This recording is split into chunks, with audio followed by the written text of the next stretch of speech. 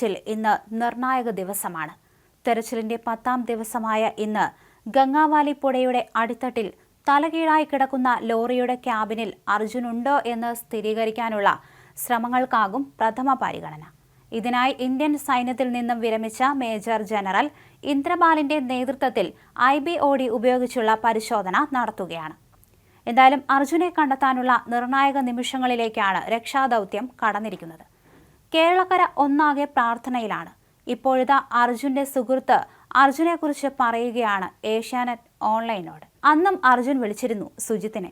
കുറെ സംസാരിച്ചിട്ടാണ് ഫോൺ വെച്ചത്. മറ്റാരും കൂടെയില്ലാതെ ഇത്രയും ദീർഘയാത്ര പോകുന്നത് അപകടമല്ലേ എന്ന് ഒരു തവണ അർജുനോട് ചോദിച്ച സംഭവം വിഷമത്തോടെ ഓർത്തെടുത്തു സുജിത്ത്.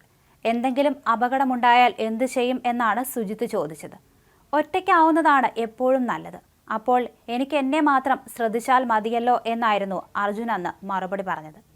തന്നെ വിളിക്കാമെന്ന് പറഞ്ഞ് ആ ചാറ്റ് അവസാനിപ്പിച്ച് സുഹൃത്തിനുണ്ടായ അപ്രതീക്ഷിത ദുരന്തം മാനസികമായി സുജിത്തിനെ തളർത്തി. അർജുൻ തിരിച്ചു വരും എന്ന് തന്നെയാണ് സുജിത്ത് ഇപ്പോഴും വിശ്വസിക്കുന്നത്.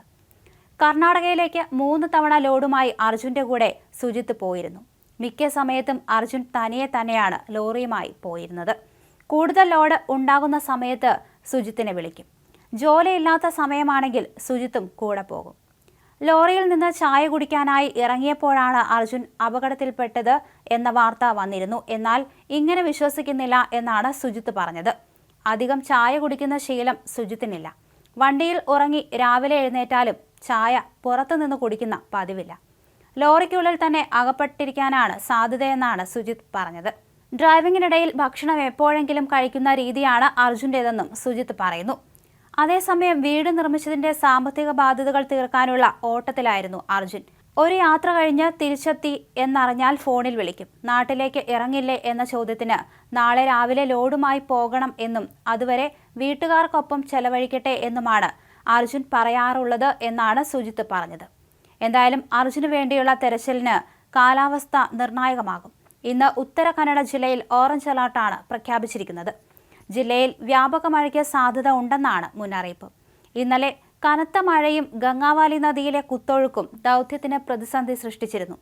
കനത്ത മഴയും കാറ്റും കാരണമാണ് ഇന്നലെ ലോറി ഉയർത്താനാകാതെ പോയത്. ഇന്ന് ദൗത്യത്തിനായി ഡ്രോണുകളും എത്തിക്കും. എന്തായാലും ഇന്നത്തെ വൈകുന്നേരത്തിനുള്ളിൽ തന്നെ അർജുനെ കണ്ടെത്താനാകും എന്ന് തന്നെയാണ് പ്രതീക്ഷ.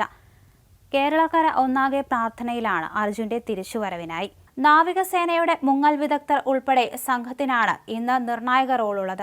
കലങ്ങി മറിഞ്ഞ ചെളി നിറഞ്ഞ നദിയുടെ അടിയിലേക്ക് പോവുക എന്നതാണ് നാവികസേനയ്ക്ക് മുന്നിലെ വെല്ലുവിളി. മണ്ണുമാന്തി യന്ത്രങ്ങൾ മണ്ണ് നീക്കം ചെയ്യുന്നതിന് പിന്നാലെ ഇവർ നദിയിലിറങ്ങും.